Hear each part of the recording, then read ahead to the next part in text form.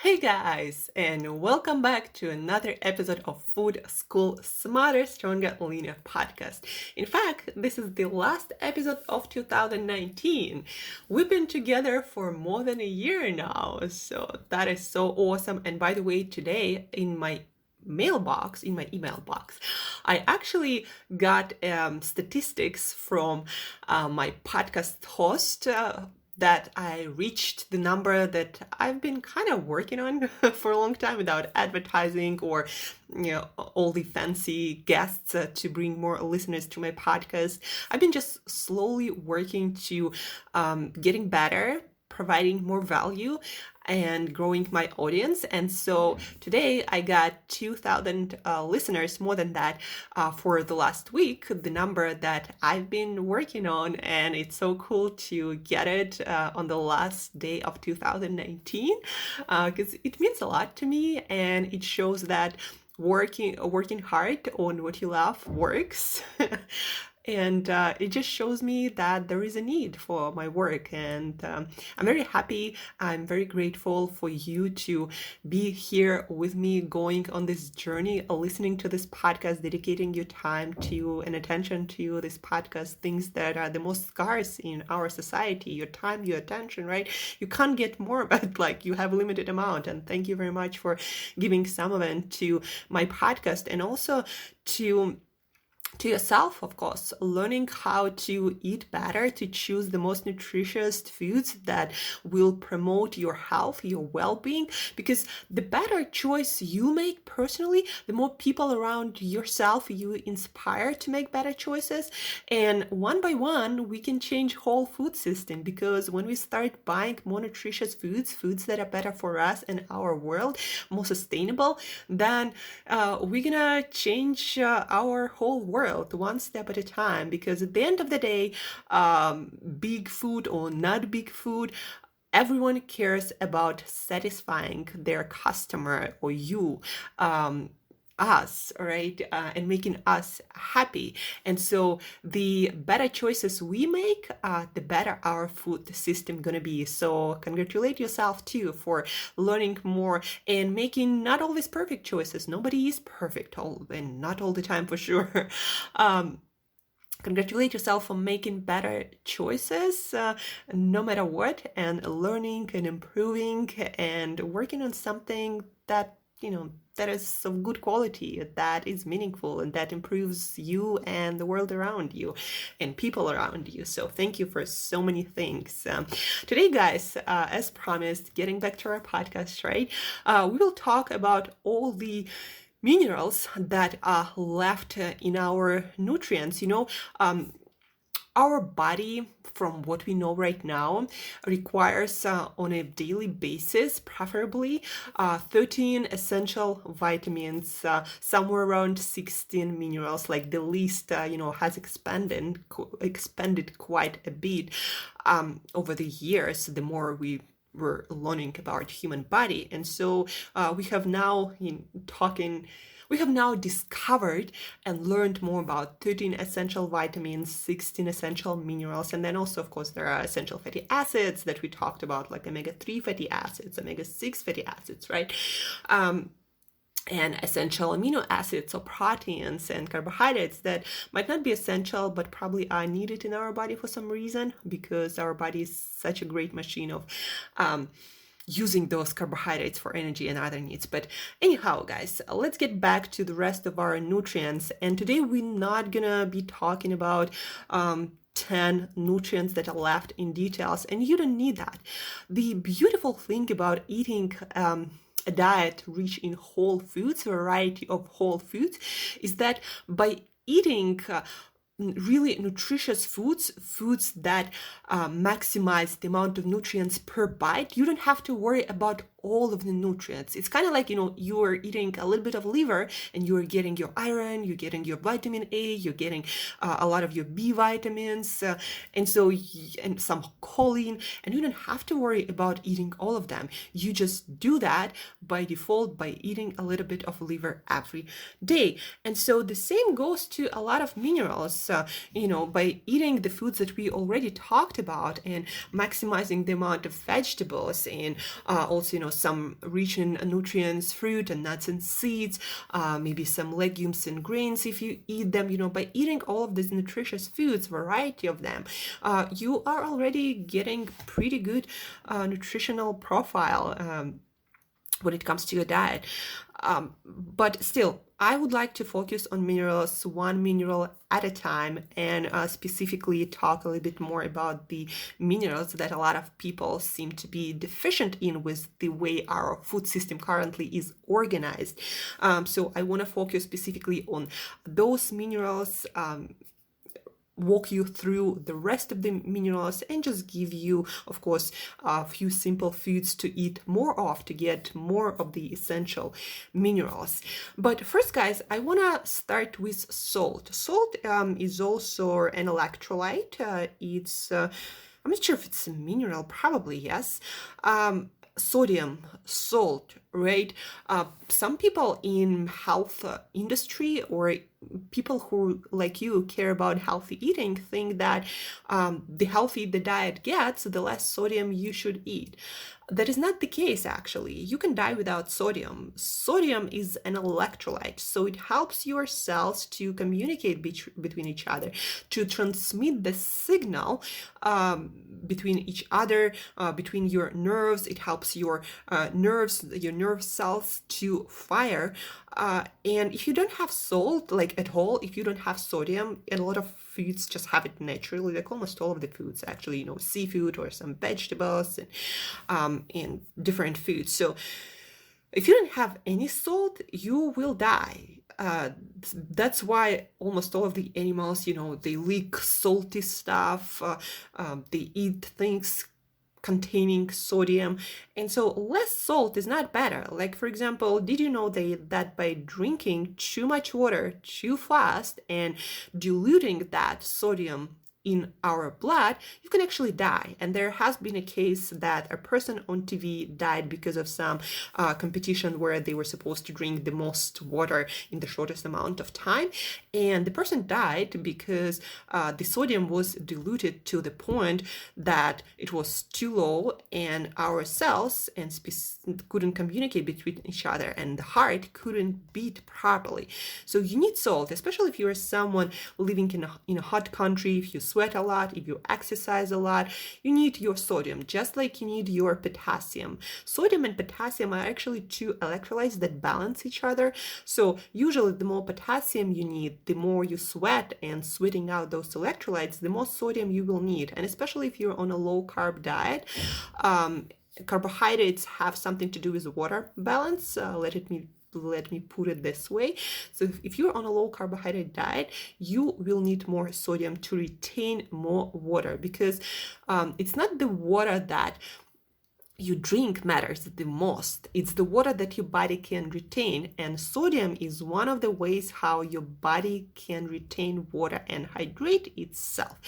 That's why low sodium diet, it actually by any study has not been proven low sodium diet to have any effect on health. Actually, it can make your health worse if you are not consuming enough in a well-balanced diet. So just a short rant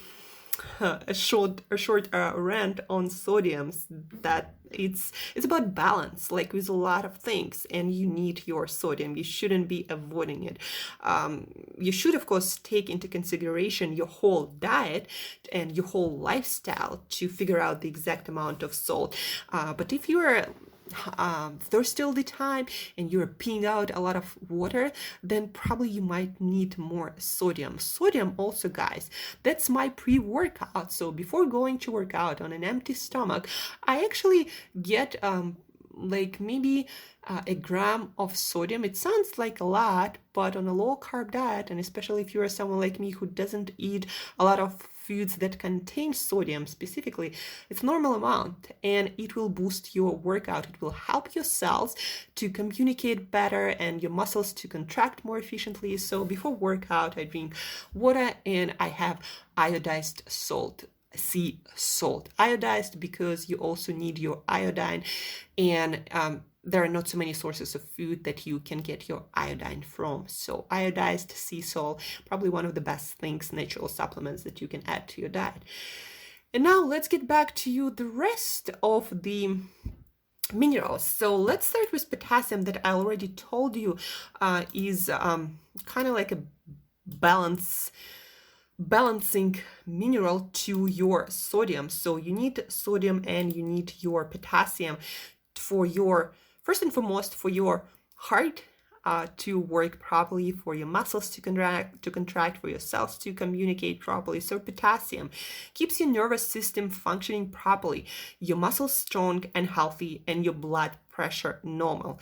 And the thing is, a lot of people are not getting potassium because of the way our diet, our food system is organized these days, because potassium you can find in vegetables, leafy greens, things of course like avocados, like bananas, but a lot of people just not getting enough fresh food, and that's where you can get really low on potassium. And that's probably when sodium also will not work that well. So potassium, guys, what kind of foods can you get your potassium from? There are different numbers, about potassium, how much you need. And it highly depends on what kind of person you are, what kind of lifestyle you lead. Like if you're, again, an athlete or you just sweat a lot, you need much more potassium. And you also need potassium to balance your sodium. So avocados and bananas are two easy to eat foods that are super high in potassium. And I eat avocado a day. Like I'm on a low carb, high fat diet. So bananas are not exactly the food that I'm eating every day, but I am making sure that I'm eating my avocados for potassium. One avocado is a really great, rich source of potassium. Then potatoes, of course, sweet potatoes are among the richer sources of potassium. So eat your potassium. What else? Besides the potatoes, especially sweet potatoes, also coconut water. If you're someone who loves coconut water, has a lot of naturally occurring potassium. It's a great electrolyte, and also coconut water is just hydrating, really hydrating liquid. So for your potassium, that's the things I would probably stick to, like to get your most potassium into your diet, and to again make your nervous system work properly, make your heart work properly, make your muscles work properly. I would focus on getting an avocado a day, or a banana a day. The more athletic you are, the more you sweat, the more I would get it into my diet. Also sweet potatoes, for your carbohydrate source. Some fish would have some potassium, things like beef, cod would have some potassium, but to really get all the potassium you need, I would suggest you focusing on avocados, on bananas, on sweet potatoes, and also if you're an athlete and you really need a lot of potassium, I would probably supplement, like natural, easy to get. Potassium is a mineral, and it is a part of a lot of electrolyte supplements, a lot of pre-workouts or during the workout supplements. Just make sure that you're not consuming a lot of sugars with it. Like the supplement that I'm using consists only of two things: potassium and magnesium, and nothing else. There are no calories, just the minerals. So ideally that's what you would get, just clear, pure potassium. So that's about potassium and about sodium. So we're gonna close the link with our potassium. And then guys, and again, potassium is the mineral that a lot of people get deficient in. So the next one is magnesium. Health benefits of magnesium: contributes to your energy needs, reduces tiredness and fatigue, helps to promote good psychological health and contributes to healthy muscles, bones, and teeth. And magnesium, guys, it's involved in more than 600 reactions in your body. So if you're not getting magnesium, you can be feeling not so well on so many levels. And for me to describe what magnesium does in your body, from DNA repair, that your body does every time your cell replicates, to energy production, to contraction of your muscles and heart, to the work of your nervous system. Magnesium is needed for so many reactions. And again, people these days are not getting enough because of the way our food system works. And I ran through one of my food reports, right? And the meal plan that I created for myself gives me 245% of magnesium. Avocados, by the way, have magnesium. Let me look what else in my personal diet has a lot of magnesium. So those are vitamins, magnesium. So sunflower seeds that also provide vitamin E. Spinach that also provides vitamin K, right? A lot of foods, nutritious foods that I already mentioned on this podcast will provide magnesium. Pumpkin seeds, tuna actually has magnesium, right? So a lot of not so weird foods, not so rare foods would have magnesium, but in order to get it, you need to eat those foods, not eating some monotonous, restrictive diet of just meat or, I don't know, just fruit. The more restrictive your diet is, the more chances there are that you are not going to be getting vital, essential for your health nutrients. So magnesium, where would you get your magnesium? Again, just as I said, get your seeds, get your sunflower seeds, get your pumpkin seeds, get your spinach. Some you would find in avocados, get your tuna in. Those are the foods rich in magnesium. And yeah, there are also, fortified things with magnesium, but I prefer to get it as much as possible from non-fortified foods, because that's when you get it in the most absorbable, digestible form that your body can recognize and actually use. Sardines would have some, right? Caviar and fish roe would have some.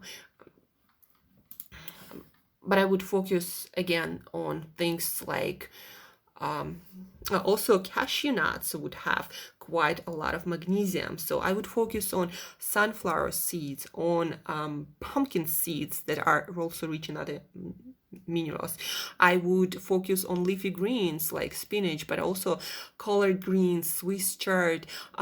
That's why, I recommend to eat leafy greens every single day, because they're so rich in different nutrients and minerals and vitamins. So seeds, cashew nuts, Brazil nuts would have some magnesium. Also, coconut water would have some magnesium if you like your coconut water. So again, seeds, some nuts, your leafy greens. And again, those foods, a lot of people, maybe cashews, people love to eat cashews, but the rest of the foods are quite rare in a lot of people's diet. Eat your fatty fish, eat your raw foods that are quite great sources of magnesium. And again, guys, 600 plus reactions in your body, you need your magnesium. And I seem to be getting my magnesium from my diet, but I do also supplement, because when it comes to good quality magnesium supplements, you can't really get too much. Seems like the more your body has, the better you are. Plus, guys, if you will get too much magnesium, it also actually, by the way, before bed, if you take somewhere around 300 milligram of magnesium, you just might sleep much better.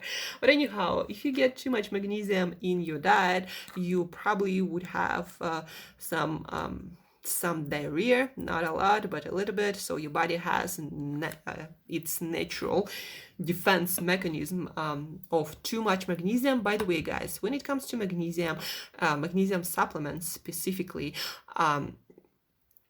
If you take too much of it, again, it might end up in disaster pants. But if you distribute it throughout the day, I take my magnesium in the morning to get more energy for the day, and at night to get more energy for my body doing its recovery through the night, and also to sleep better. So I take magnesium 2 times a day, and I always recommend people to do the same. So that was our magnesium. Magnesium, potassium, we covered our electrolytes, sodium. Now, guys, zinc. Zinc. A lot of people are also not getting enough zinc. Contributes to your immune system, DNA creation, cell division and protection, eyesight, and your normal mental processes. As you can see, zinc is super important also. And a lot of people are not getting zinc. I used to not get it on a daily basis. I mean, I use my multivitamin, but this year my challenge is to stop relying on multivitamin so much, and also actually eat my my minerals and vitamins from whole foods, because they just work so much better. And just by eating nutritionally balanced and rich in nutrients diet for the past few days, I can notice the difference, not using any supplements besides the potassium and magnesium. So I want to eat my nutrients from foods much more in 2020, and zinc is one of the nutrients that I naturally would probably not get from my foods, but now I'm focusing more on that. And the foods that you would get your zinc from, did I say before magnesium or zinc? But we are talking about zinc, that is super important for our DNA, for cell division, for our immune system, and for so many other things. So oysters, guys, just a couple of oysters, I think even one oyster would give you more than you need of zinc. And that's why I actually started eating oysters and more mussels that also are a great source of different minerals, like mussel meat, guys. It's a great source of minerals. So oysters, eat a couple of oysters and you get all of your zinc. For me personally, guys, oysters do not have the most pleasant texture, but for zinc and for great immune system and for great dividing cells and healthy DNA, I would eat anything in those tiny amounts that you eat. Like eat a couple of oysters, and plus, guys, it will increase your libido and fertility, and you're just gonna feel awesome. So eat your zinc. Oysters, crab is quite rich in it. Mussel meat, as I've said, things like veal liver, calf's liver, pork liver, what am I talking about? Chicken liver, not kitchen. Chicken liver is not so much. So again, I would focus on oysters, mussels, crab meat, and pumpkin seeds. So I'm getting a lot of my zinc in pumpkin seeds, and it seems that it's if you have a well-functioning digestive system, it seems that pumpkin seeds are a great source of zinc. And let me look at my pumpkin seeds and how much exactly of magnesium I'm getting. So yeah, in just 30 grams, I'm getting 20% of my zinc. Where else I'm getting? In eggs, there is quite some zinc. In sunflower seeds, also there is some zinc. But again, probably your best bet in tuna, also there is some zinc. So tuna, at the end of the day, is not that useless. Herring and things like sardines are also quite rich in zinc. So as you can see, oysters, mussels, especially high in zinc, and then tuna, sardines, herring, quite good sources of zinc. Pumpkin seeds is a great source of zinc too.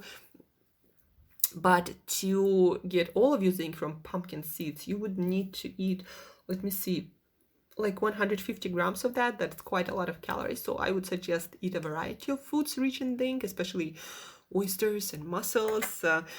I would eat a couple of oysters if I were you, like a supplement. Like 60 grams of liver would cover a lot of your B vitamins, vitamin A, a lot of iron. The same oysters would cover all of your zinc. So I would eat it like my life depends on it, because it does. So zinc, guys, eat your zinc in your seafood, especially oysters, mussels, your pumpkin seeds, for immune system, DNA creation, cell division, protection, eyesight, normal mental processes, libido, and fertility. So many great things. So eat your zinc, guys. Now let's talk about iodine. Contributes to your thyroid health, your major gland that is a master of your metabolism. Like if you're cold all the time, or you're too hot all the time, or you have metabolic imbalances, the chances are your thyroid has something to do with that. And your thyroid needs iodine like crazy, right? And so your iodine, the best life hack for your iodine is to eat a little bit of seaweed, like wakame, like kelp. And when I say a little bit, I mean a little bit. I even add, you just need less than 5 grams of it, and you're gonna get all the iodine you need.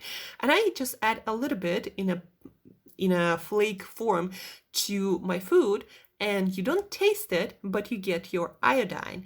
Also iodized salt. Those are two, great sources to get your iodine really fast, really quick. You need your iodine and your thyroid working properly for your energy needs, and especially children need for normal growth and development. So seaweed is an amazing source, but so are a lot of fish would have zinc, a lot of like seafood, a lot of fish, so sardines, crab, and other seafood would have some iodine. Might have said zinc again, but the best sources again are seaweed that you can add to your cooking or to your smoothies, and then also iodized sea salt that you can use for cooking too. So that's the best way to get your iodine. And a lot of people, again, are deficient in it, even though it's quite easy to fix the problem. So iodine, we covered iodine. Then selenium contributes to protecting your cells from damaging free radicals, supports your immune system, and contributes to normal thyroid function. So again, your thyroid also needs selenium, and your immune system also needs selenium. And selenium, guys, is not that difficult to get if you're already eating some seafood, and if you're already getting your liver. So for example, sardines, tuna, if you are already, again, eating your liver, or maybe kidneys, and Brazil nuts, for example, especially high in selenium. Just 2-3 nuts, Brazil nuts, and you get all the selenium you need. That's why I love my Brazil nuts. And again, you don't need to eat a lot of them. So for your selenium, that again supports your thyroid, your immune system, that protects your cells from free radicals and keeps you useful. So maybe eat a couple of Brazil nuts, eat your seafood, like we talked about already. Seafood is such an amazing source of many minerals, right? Maybe eat your mussels, or again, your oysters and crab, and you're gonna be getting your selenium with no problem.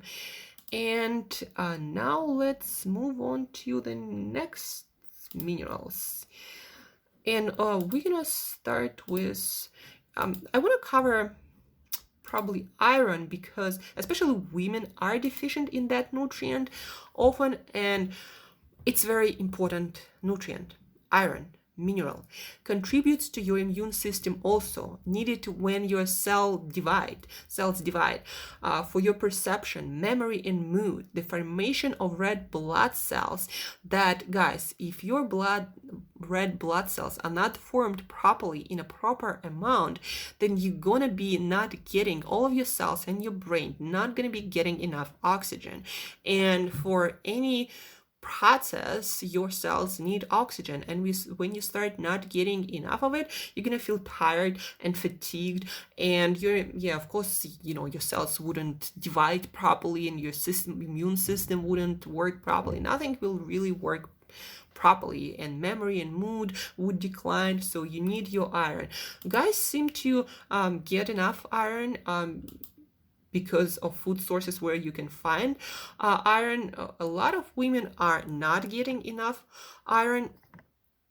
So women, let's specifically focus on iron, and because we lose iron during our periods, right? So the great thing about iron is that you can find it in livers, especially duck goose liver is super rich in iron. Just a tiny bit of it, like an ounce, or somewhere around ounce, will give you all the iron you need. Also, all of the livers, be that chicken liver, be that pork liver or beef liver, would have iron. Also, if you're someone who liked cockles or cockles, I need to learn how to pronounce them. Those are funny looking with orange tail seafood. A lot of times you would find them tinned. So also great source of iron. And liver, we are already eating liver. And let me look at my report for nutrients for one of the days, for example, and where am I getting a lot of my iron.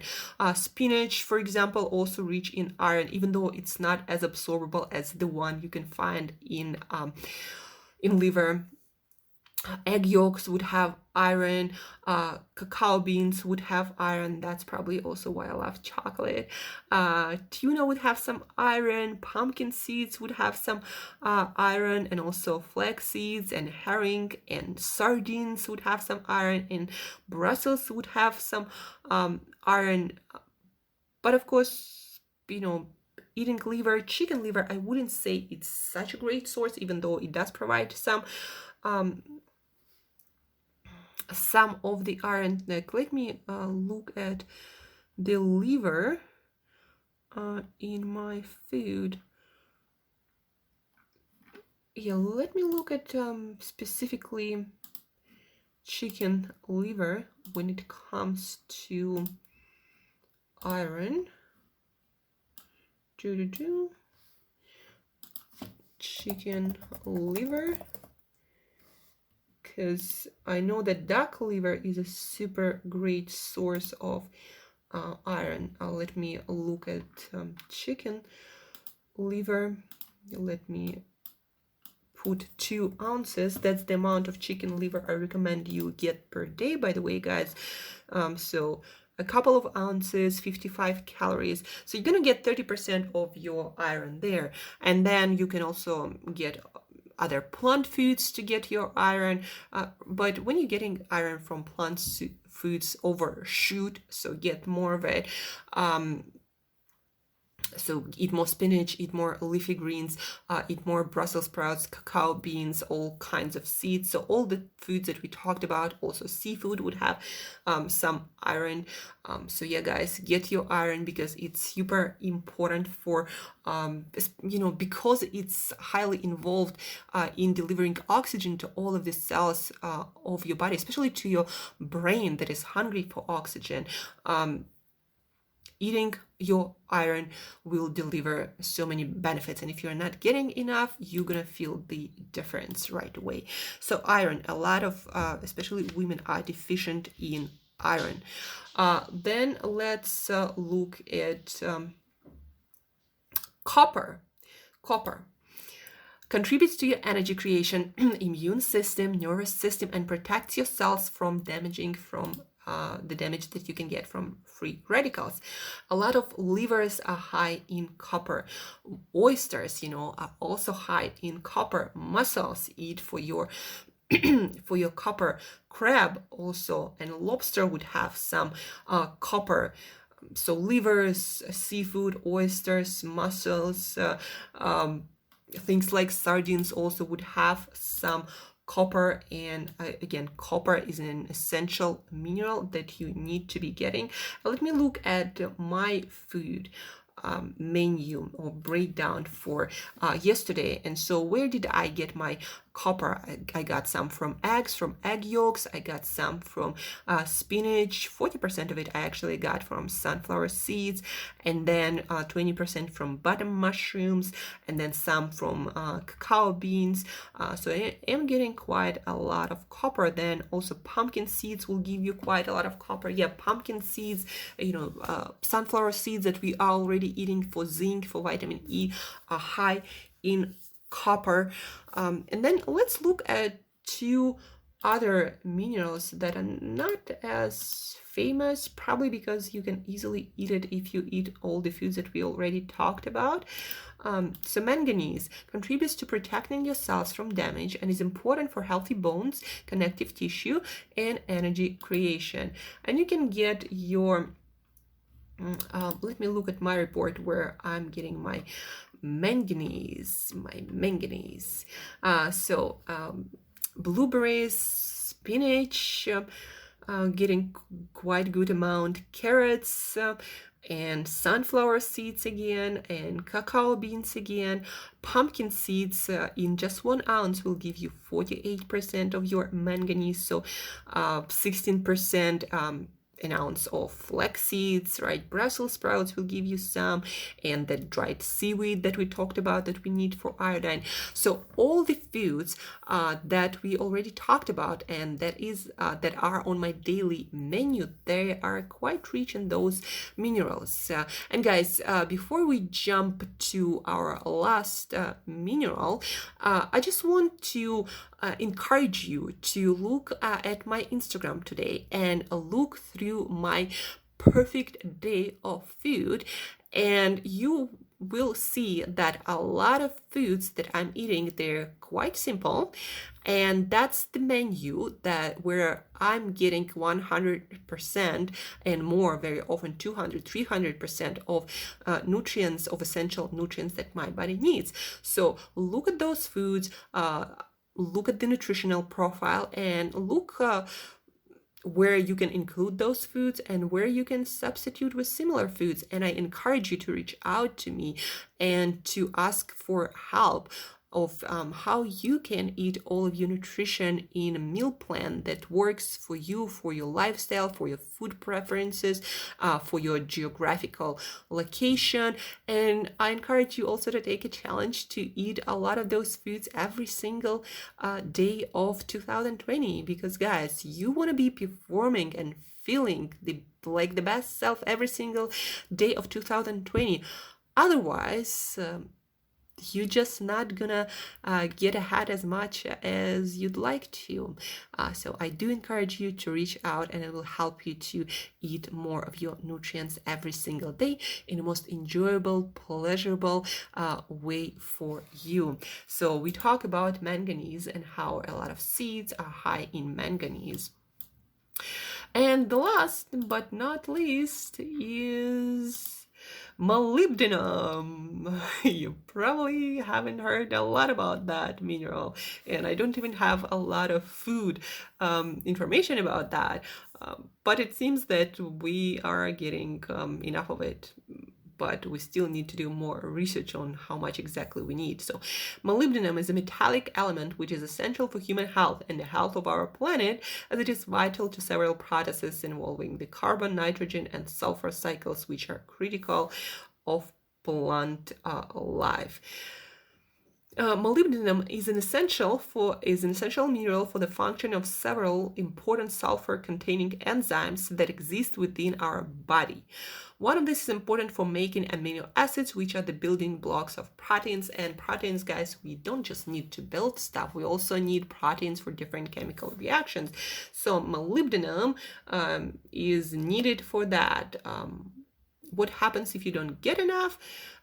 The deficiency is extremely rare due to universal presence in all animals and plants.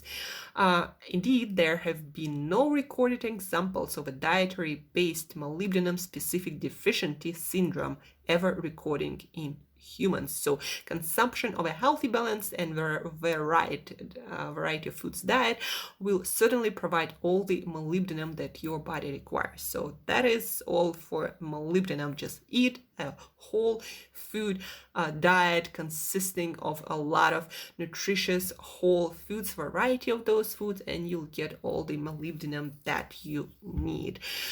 So to sum up our nutrition journey through the minerals and all the other vitamins and essential fatty acids that we talked about, so re-listen to as many of those episodes as possible, guys, and figure out the way how you can add all of those powerful foods into your diet. And I mentioned a lot of the foods several times, and that's the beauty of this whole system. You can eat just smaller amounts of those foods in your diet, and your diet will be so rich in life essential nutrients. So I highly encourage you to re-listen through this, a little bit of holiday season to these episodes, and figure out how you can include in an easy and sustainable way more of those foods in your diet, so you perform, look, feel your best, your absolute best every day of 2020.